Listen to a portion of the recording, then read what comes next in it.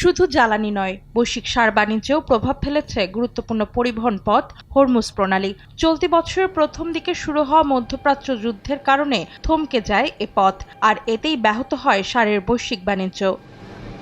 World trade organisation WTOর তথ্য অনুযায়ী সংঘাত শুরুর পর হরমুজ প্রণালী দিয়ে পারস্য উপসাগরের বাইরে সারবাহী জাহাজের চলাচল প্রায় শূন্যের কোঠায় নেমে আসে, যা অব্যাহত থাকে জুন পর্যন্ত। জুলাইয়ের শুরুতে কয়েকটি চালান শুরু হলেও তা ফেরেনি স্বাভাবিক অবস্থায়, যার প্রভাব পড়েছে বিশ্ববাজারে। সংঘাতের আগে প্রতি টন ইউরিয়ার দাম যেখানে ছিল প্রায় $400, এপ্রিলে তা দ্বিগুণ বেড়ে দাঁড়ায় $850।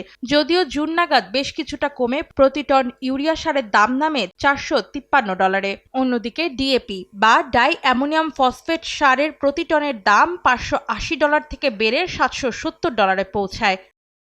WTO বলছে বিশ্বের মোট নাইট্রোজেন ভিত্তিক সার রফতানির 24.8% এবং ফসফেট সার রফতানির 11.4% করে উপসাগরীয় অঞ্চল, আর নাইট্রোজেন ভিত্তিক সারের 40% এবং ফসফেট সারের 48%ই যায় এশিয়ার বাজারে, যার মধ্যে ভারতের আমদানির প্রায় 2/3 আর থাইল্যান্ডের প্রায় অর্ধেক নাইট্রোজেন ভিত্তিক সারের যোগানও আসে এখান থেকেই।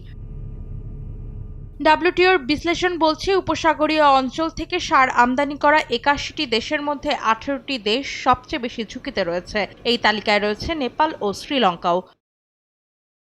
বিশ্ব বাণিজ্য সংস্থার সতর্কবার্তা, সার সরবরাহ দীর্ঘদিন ব্যাহত হলে কৃষি উৎপাদন কমতে পারে, আর তার প্রভাব পড়তে পারে খাদ্যপণ্যের দামে এবং বৈশ্বিক খাদ্য নিরাপত্তায়।